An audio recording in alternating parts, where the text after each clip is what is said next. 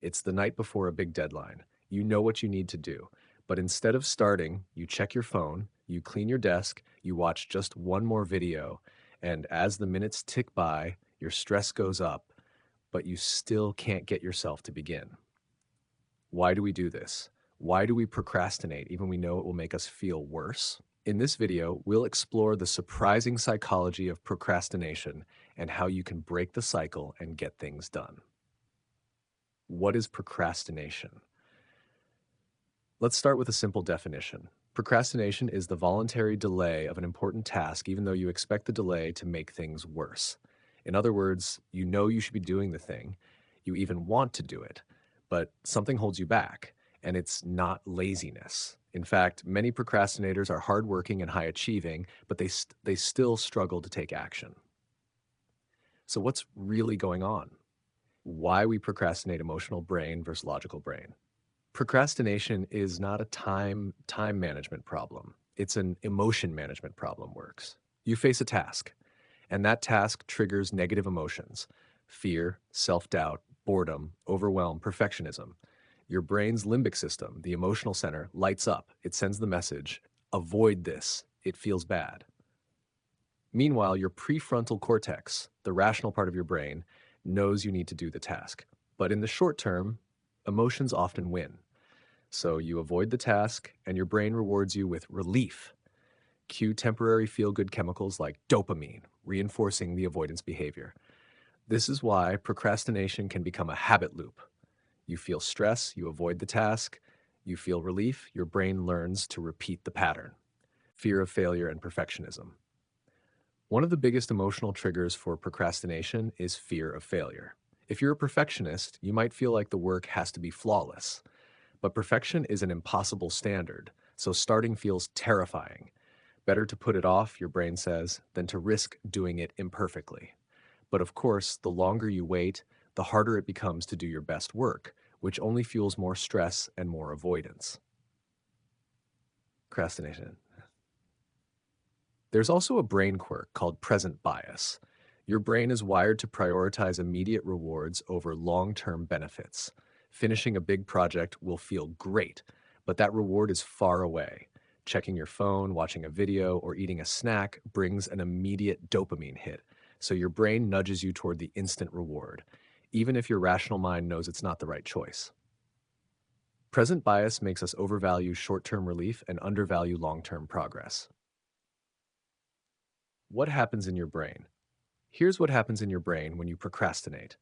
The amygdala, fear center, reacts to the task with anxiety or discomfort. The prefrontal cortex tries to override this, but if your emotional reaction is strong, the limbic system wins. You avoid the task and experience short-term relief. Dopamine reinforces the avoidance, strengthening the procrastination habit. Over time, your brain learns to associate that task with stress, making it even harder to start in the future. How to stop procrastinating, science-backed tips. Now for the good news. You can break the procrastination cycle, and it starts with understanding the brain systems involved. Here are some simple, science-backed strategies. 1. Focus on starting, not finishing. When you think about finishing a big task, it can feel overwhelming, triggering avoidance. Instead, shift your focus to just starting.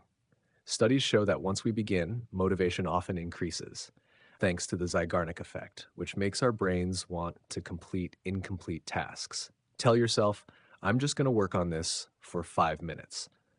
Often, you'll find it easier to keep going once you're in motion. 2. Break it down. Large tasks feel daunting because your brain can't visualize the entire process. Break the task into small, clear steps. Instead of write a report, start with open the document, write the title, draft the first paragraph. Each small success gives you a dopamine hit, building momentum and reducing overwhelm. 3. Manage emotional triggers. Since procrastination is emotion-driven, address the emotions. If it's fear of failure, remind yourself that progress beats perfection. If it's overwhelm, break the task down further. If it's boredom, pair the task with music or a small reward. Sometimes just naming the emotion, I'm feeling anxious about this, can help you step back and take action. 4. Use the 10-minute rule. Commit to doing the task for just 10 minutes. This bypasses the brain's resistance, and once you're started, momentum kicks in. If after 10 minutes you truly want to stop, you can. But often, getting started is the hardest part. 5. Reduce friction. Design your environment to make starting easier. Turn off notifications. Clear distractions. Have the tools you need ready. Small adjustments can reduce the energy cost of starting, making action feel more natural. 6. Practice self-compassion. Research shows that self-criticism worsens procrastination. If you beat yourself up for procrastinating, you increase stress, fueling more avoidance. Instead, practice self-compassion. Acknowledge that procrastination is normal and focus on taking the next small step. Final thoughts. Procrastination is not a character flaw. It's a brain pattern, one shaped by emotion, habit, and biology. And that means it can be changed. By understanding why we procrastinate and practicing small shifts in how we approach tasks, you can retrain your brain to take action, even when it feels uncomfortable.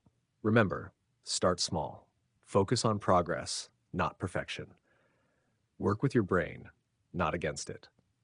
If you found this video helpful, give it a thumbs up and subscribe to Science and Psychology for more insights into how your brain works and how to use it better. And tell us in the comments what's one task you've been putting off and what small step can you take today to get started. Thanks for watching. And remember, the best way to beat procrastination is to just begin.